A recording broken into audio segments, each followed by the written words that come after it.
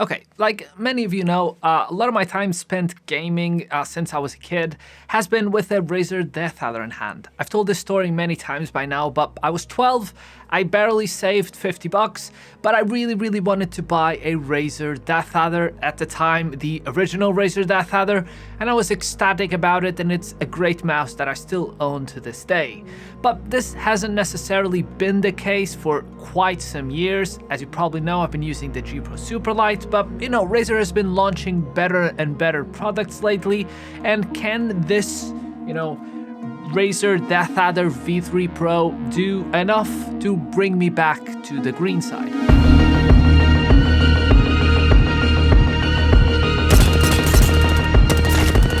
I'll separate this entire video in 4 different parts, those being design, performance, battery, and of course, we'll do a conclusion at the very end. The design has been probably the area where most of my complaints along the recent years have been when it comes to the Deathadder in general, and it really seems like this time round Razer fixed most of them. It's drastically lighter than the Deathadder V2. My white copy comes in at 63 grams, which is extremely close to the G Pro Superlight that I was using before this, and the weight seems to be quite well balanced. Even though with the sloped shape, it feels slightly heavier on the right hand side compared to the left. They've also made some changes to the shape in the best way possible in my opinion. There's much less flaring on the front, and overall dimensions feel smaller, even if in no way this is supposed to be a small mouse. If you're like a palm grip enjoyer and just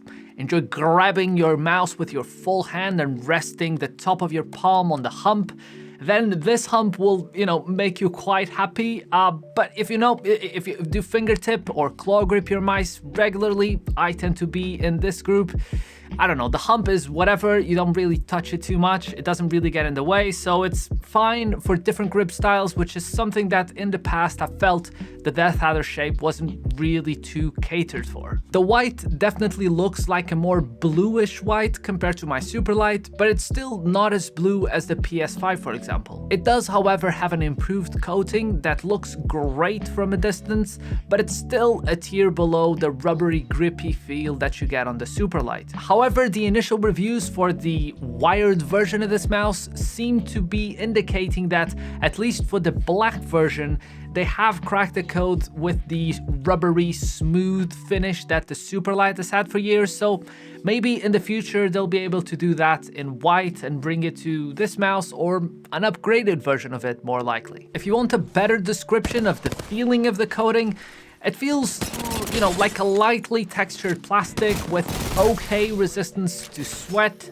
decently non-slip, but with a thin layer of white paint on top. Whereas the Superlight sort of feels like a smooth baby's bottom with like 10% of rubber mixed into the plastic of the skin of the baby's bottom, if that makes any sense. The stock mouse feet, on the other hand, are really good and feel very similar to the aftermarket core pads that I use on my Superlight, so kudos for Razer for nailing the thickness and the material of these.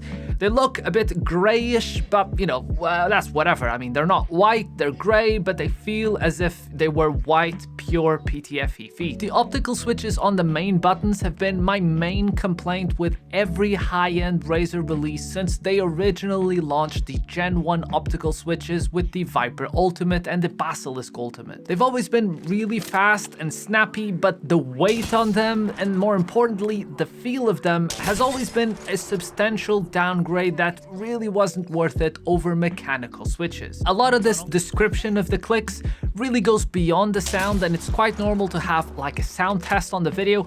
I'll put just something at the very end of the video, so if you want to watch that, just skip to the end. But to me, it's much more about the feel and how the clicks sort of move or don't move. That really translates much more to a feeling of confidence when you're pressing the clicks, and at the same time to the overall consistency of them. These feel substantially better than every other optical version that I've tried in the past.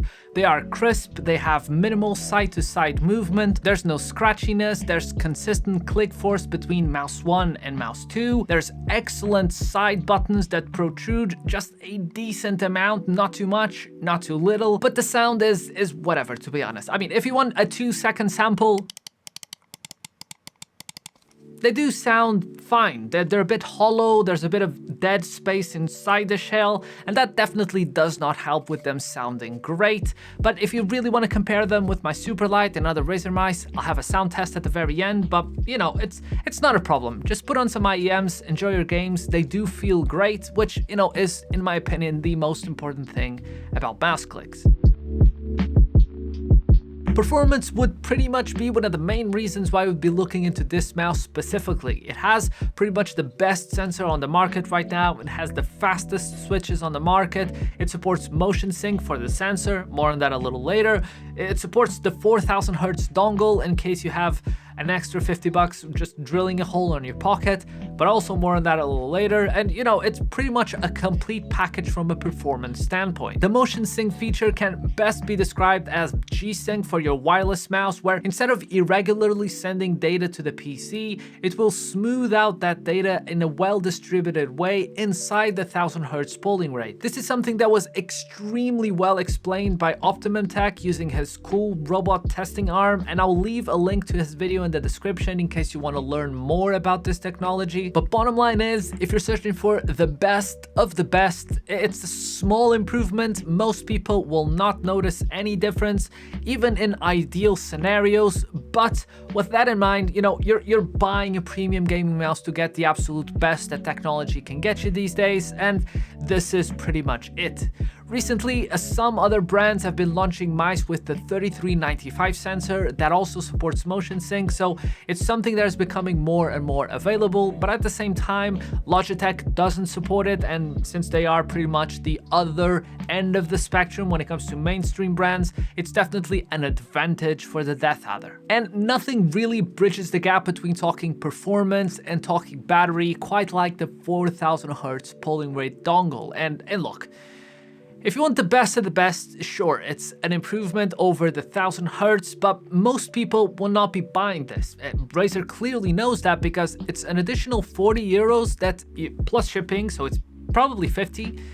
You can only buy it from Razer, so that pretty much excludes 99% of people. Then you have other things that you need to take under consideration. Mainly, you need a beefy computer, fast CPU, otherwise you'll get hitches and stutters in games. Some games just straight up don't support 4000 Hz polling rate or 8000 Hz, so you'll pretty much have the dongle but have to toggle the feature away.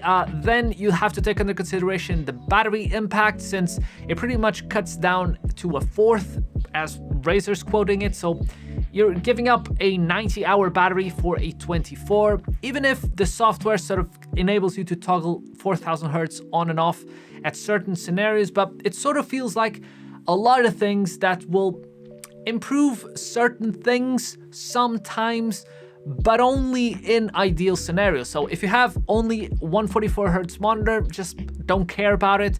If you have a 240 Hz, 360 Hz, play a lot of Valorant, just CS, just games where you can get plenty of FPS, exhaust the entire refresh rate of the monitor, it will bring improvements to the smoothness of the tracking. It will get pretty much more data points, but it's something that shouldn't really be seen as a must-have, but more as, you know, a good addition in case you want to go the extra mile. With that said, it doesn't support the motion sync feature at 4000 Hz, but you also get much more data at 4000 Hz, so you don't need it as much, but you know, it's definitely something that you don't need to buy. So if you go to Razer's website and you buy the Deathadder, I would argue that you just save the 40 to 50 bucks and just, you know, buy a better mousepad or literally anything else. With all that said, do I think this is a great wireless mouse that a lot of people will be plenty happy with it and use it for years on years? Absolutely. I think Razer really hit it out of the park, and it's a massive improvement to previous Deathadders, and a lot of people will be extremely happy using it.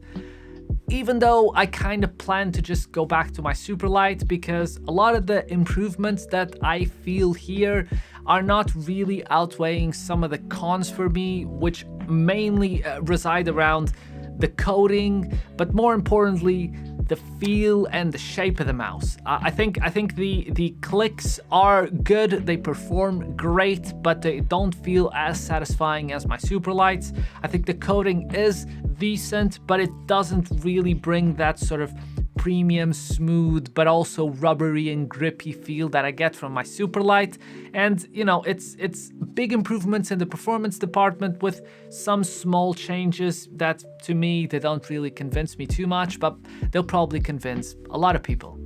Thanks for watching. I hope you enjoyed the video, and if you did, just consider subscribing, and yeah, I'll see you very soon. The sound test will be at the end, and then a cat might appear out of nowhere. All right, I'll see you very soon. Bye.